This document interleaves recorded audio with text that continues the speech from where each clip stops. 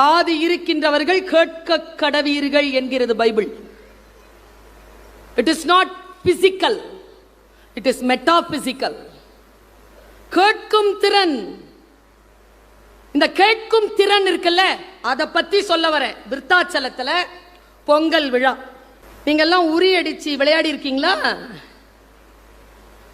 அங்க ஒரு காம்படிஷன், உரி அடிக்கிற விழா. 100 பேர் பார்ட்டிசிபென்ட்ஸ், 1000 பேர் சுத்தி நிக்கிறான். அது ஒரு ரெஃப்ரி, மோகன் சார் மாதிரியே இருந்தார். கழுத்துல ஒரு விசில், எல்லாம் அப்படி இருந்தார். எல்லா பசங்களையும் கூப்பிட்டு கண்ணில் துணி கட்டி சுத்த விட்டுருவார்.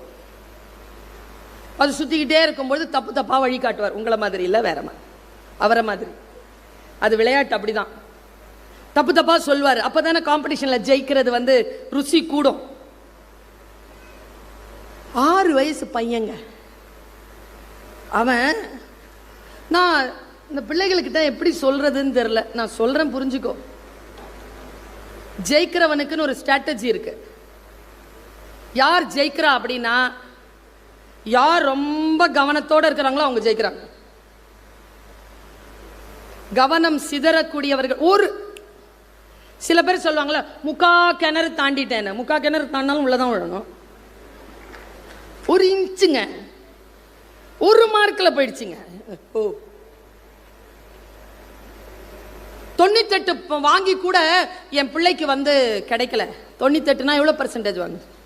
97.8, 97.8, 0.1, 0.2, 0.3ன்னா 1000 இருக்கு.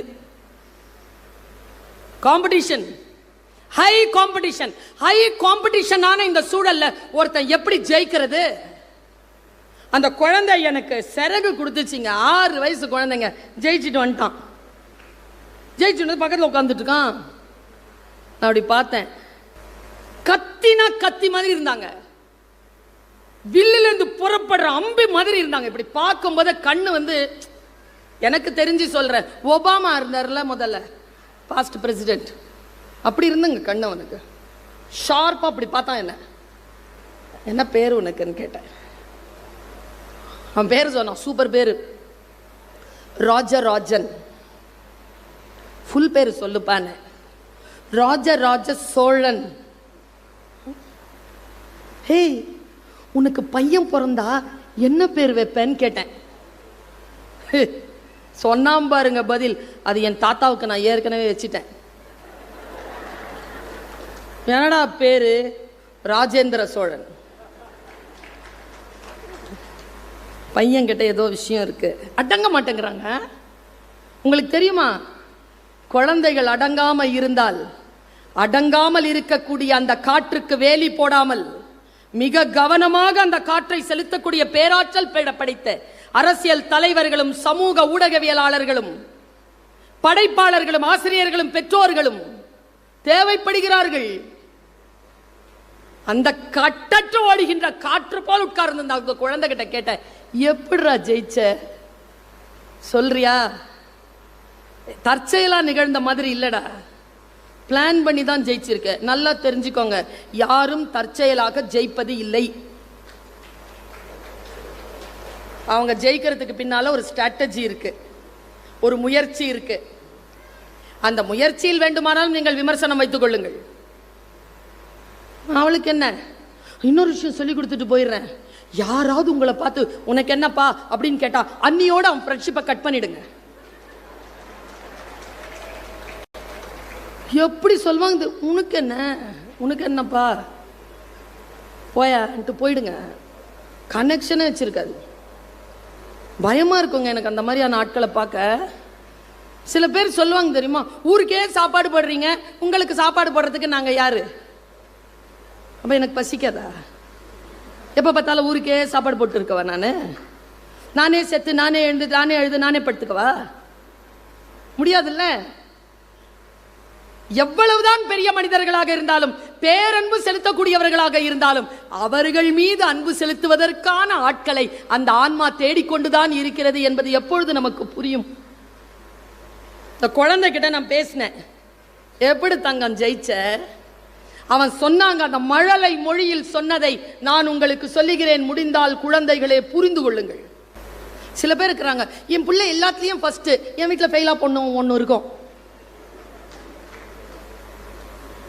Never consider your children's progress report as your visiting card. புரிந்தவர்கள் கைத்தட்டினார்கள். உங்கள் குழந்தைகளின் பெருமைகள் ஒருபோதும் உங்களுடைய விசிட்டிங் கார்டு கிடையாது. சொல்றேன் பாருங்க, அந்த குழந்தை ஜெயிச்ச வித்தையே எனக்கு சொன்னான். எப்படிடா ஜெயிச்ச தங்கம்?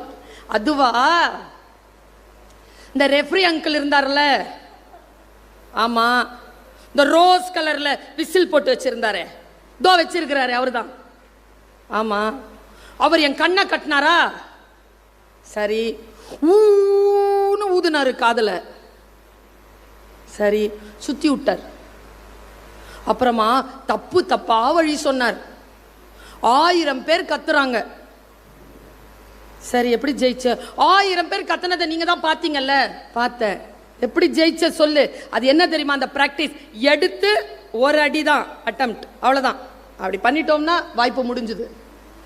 அவன் ஒரு அடியில் அடிச்சிட்டான். 18 வயது வரைக்கும் இருந்தார்கள். 6 வயது பிள்ளை அடிச்சிட்டான். என்ன ஸ்ட்ராட்டஜி பாருங்க. கத்திட்டு இருந்தாங்களா, ஓ ஆ ஓ ஆன்னு கத்துறாங்க, இப்படி வா அப்படி வான்னு கத்துறாங்களா, லெஃப்ட்ல போ ரைட்ல போன்னு அத்தனை பேருங்க. சத்தம் ஒரே காதை அடைச்சுக்கிட்டு இருக்கும்போது நான் சைலண்டா அந்த 1000 பேர் அப்படி சத்தத்தை கவனிச்சுட்டே இருந்தேன்னா, அதுல இருந்து ஒரு சவுண்டு கேட்டுச்சு. ராஜா, அது எங்க அம்மா குரல். நான் கட்டப்பட்டிருந்த கண்ணுக்குள்ள என் கண்ணை மூடிக்கிட்டேன். எங்க 6 வயசு சொல்லுதுங்க. கட்டப்பட்ட கண்ணுக்குள்ளாக கண்களை மூடிக்கொண்டேன்னா, பல பேர் கண்ணில் ஏதாவது தெரிஞ்சிருமான்னு சொல்லிட்டு கண்ணை திறந்து பார்த்து மற்ற சூழலில் நாம் தோற்று போகிறோம். அவனை கட்டிட்டல்ல அவனை, நீ கொஞ்சமா காட்டினாலும் எனக்கு தேவையில்லடா, நான் முழுக்க மூடிக்கொள்கிறேன் என்று முழுக்க அவன் உள்ளுக்குள்ள முன்னாம் பாருங்க. ஃபர்ஸ்ட் ஸ்டெப் அவன் ஜெயிச்சான். 2வது ஸ்டெப் கான்சென்ட்ரேஷன். லெஃப்ட்ல போ ராஜா, லெஃப்ட்ல போ, 2 அடி போ, நில்லு, ஒரு ஸ்டெப் முன்னால வா, நில்லு, கைய தூக்க அடிக்காத, கம்பை இன்னும் கொஞ்சம் பெருசு பண்ணு, அவன் சின்னவன், பெருசு பண்ணுடா, முனையில புடி, முனையில புடி, இப்ப அடிக்காத அடிக்காத, அப்படியே நில்லு, அப்படியே நில்லு, கொஞ்சம் பின்னால போ, கொஞ்சம் நிறைய போயிட்டா, முன்னால முன்னால எல்லாம் கேட்கிறான். கைய தூக்குடா, அட்ராம் அவனை. இப்போ நான் அடிச்சான், உருகி உடைஞ்சிச்சு.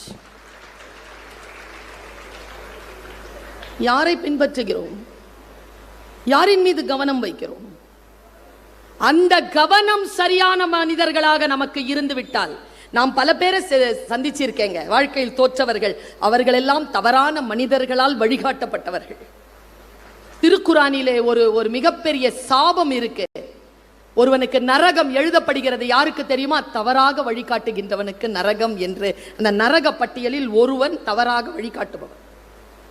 தெரியலனா தெரியலன்னு சொல்லு, தெரிஞ்ச மாதிரி ஏன் சொல்ற? அப்படி சொல்லுகின்றவர்கள் தான் நம்மை சுற்றி இருக்கிறார்கள்.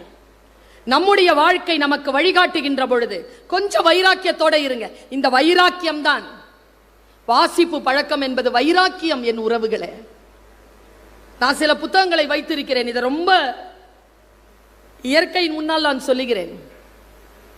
ஒருவேளை நான் வயது முதிர்ந்ததற்கு பிறகு உயிரோடு இருப்பதற்கான வாய்ப்பு எனக்கு கிடைக்கும் என்றால், நான் செய்ய வேண்டிய பணிகளில் மிக முக்கியமானது புத்தக வாசிப்பு. ஒரு 8000 புக்கு இருக்கு வாசிக்கிறது. கண்கள் மட்டும் சரியா இருக்கணும். அவ்வளவு வாசிக்கிறதுக்கு புத்தகங்கள் கிடக்குது, அவ்வளவு லிஸ்ட் கிடக்குது. இப்போ கூட இங்க வரும்பொழுது ஒரு 10 பேர் லிஸ்ட், 10 எழுத்தாளர்களோட லிஸ்ட்டை எழுதி கொடுத்துருக்கிறேன். புக்கு வருமானு தெரியல. நூலகர் மட்டும் சிரிக்கிறார். அந்த சிரிப்பில் வரும் என்கின்ற நம்பிக்கை எனக்கு பளிச்சிடுகிறது. இந்த உலகத்திலேயே மிக உயர்ந்தவர்கள் யார் தெரியுமா? நீ இன்னும் படிக்காத புத்தகத்தை உனக்கு பரிசளிப்பவர்கள் தான். வாழ்க்கை நமக்கு சில வித்தியாசமான உணர்வுகளை ஒன்றும் இல்லைங்க.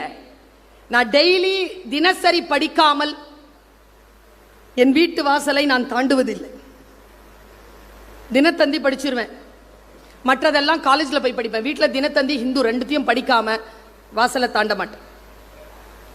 இந்த வாசிப்பு என்ன செய்கிறது? எனக்கு முதல்ல வாசிக்கும் பழக்கம் இருந்தாலே என் பையன் என்கிட்ட சொல்லுவான், அம்மா வீட்டெல்லாம் ஃபுல்லா புக்கு இருக்குது, சூப்பரா பேசுறீங்க, ஆனா நீங்க படிக்கிறத ஒருபோதும் நான் பார்த்ததே இல்லையே மாமா.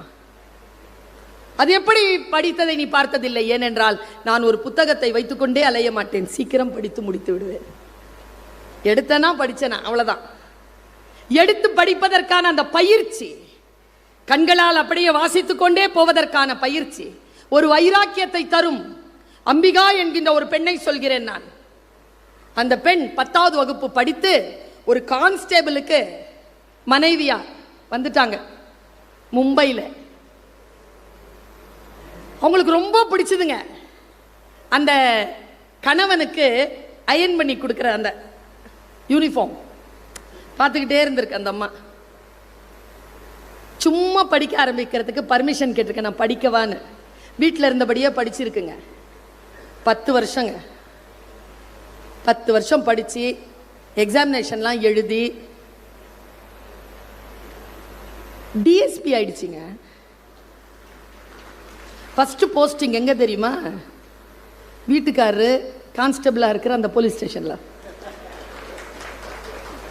கதவு திறந்து ஃபர்ஸ்ட் சல்யூட் அடித்தது அவங்க வீட்டுக்காரர் தான். நான் யாரை பாராட்டுவது? கணவனை பாராட்டுவதா, அந்த அம்பிகாவை பாராட்டுவதா? 2 பேருமே பாராட்டிற்குரியவர்கள்.